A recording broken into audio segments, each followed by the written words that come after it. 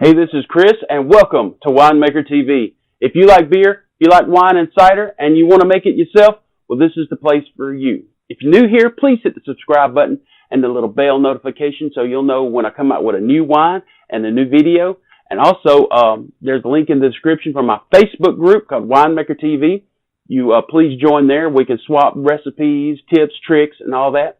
Today, I'll be showing you how to make a peppermint mead, so stay tuned.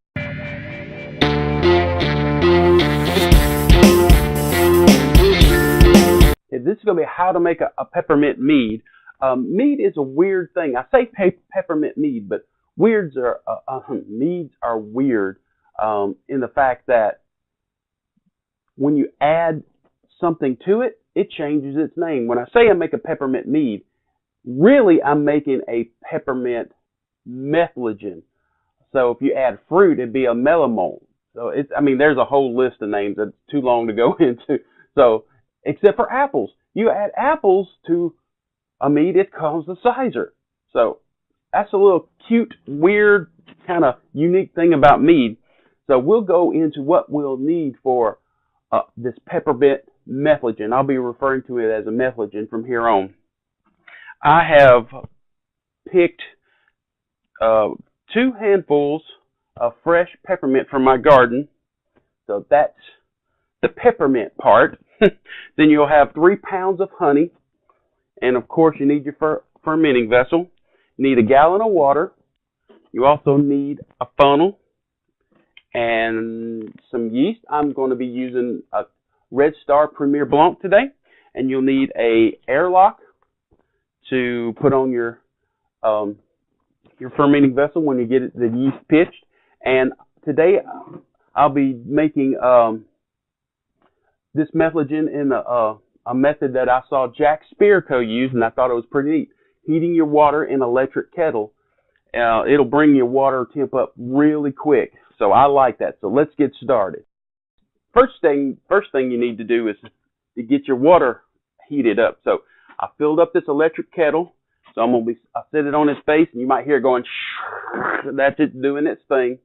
And then hit the button and let it do its thing. While that's warming up, we're going to add our peppermint to our fermentation vessel. Like I said, this is about 2 handfuls, and you can just stuff it in there. And when the water comes out of the kettle, it will be boiling. So we're going to use that heat of the boiling water to sterilize our mint. And by the time it hits that mint and the air, it will be cooled down enough to where the heat temperature of the water will not be setting the pectins and making this cloudy. So, I'll be adding all this peppermint while this water heats up, and we'll be right back. Okay, little thing about making this, you can hear it boiling and bubbling now. Is that when you add the peppermint, your hands start smelling like peppermint. Oh, that's a great smell. This is going to be a great Metheglin to try. You can hear it boiling and bubbling. So let's take this off the heat and let's add it to our fermenting. Now that our water is heated up, we're going to add about half of this to the fermenting vessel. We don't want to add all of it to it because we want it to cool down for the yeast, so it won't kill the yeast. So the other half I'm going to pour into this vessel, and I'm going to stick my honey down in here so the honey will heat up a little bit, so it'll be easier to get in the fermentation vessel. So I'm going to let that heat up just a little bit, and we'll be right back. Okay, we got a fermentation vessel here with our peppermint already in there. Now it's time to add the honey.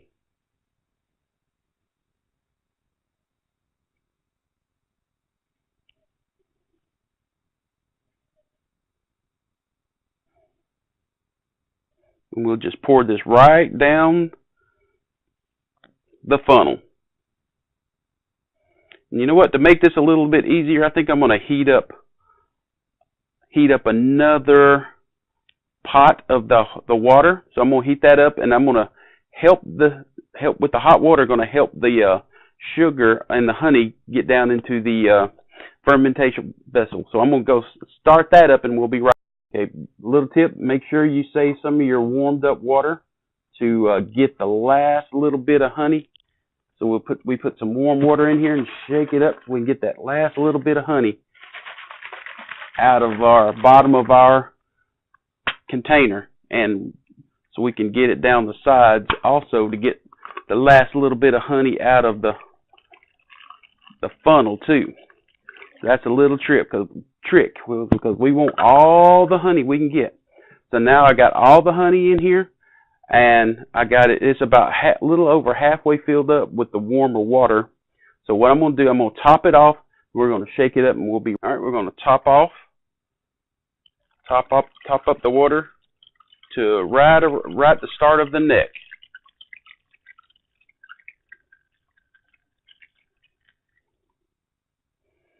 Okay, I'm gonna have to add a little bit more water to it, but I'm gonna go ahead and shake it up, and incorporate this honey and water together with the peppermint, so we get the top. That's why you always save the tops, and then we'll shake it up and get some air in here.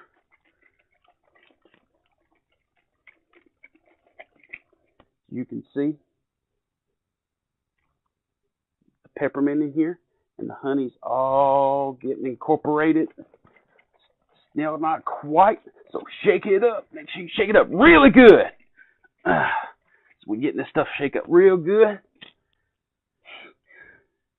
I'm going to continue shaking this up, and I'm going to get some water to top this off, and we'll be right back.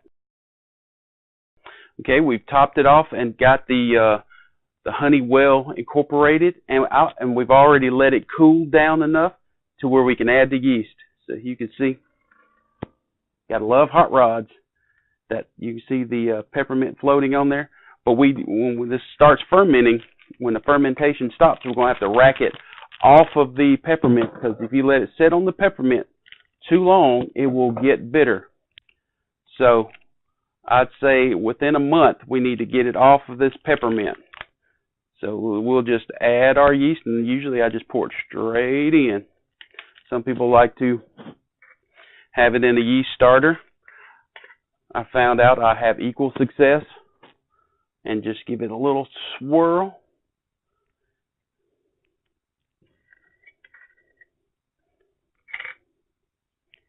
Add your airlock, and we are done. This is our peppermint Metheglin. It'll take about 30 days to ferment, and probably another 30 days to 60, maybe even 90 days to clear. Mead is meant to be enjoyed. It takes a little while, so if this is your first time making alcohol, like a beverage, I would not start with a mead, because honestly, for beginners, patience is the hardest part. You made this, and it is so hard to wait.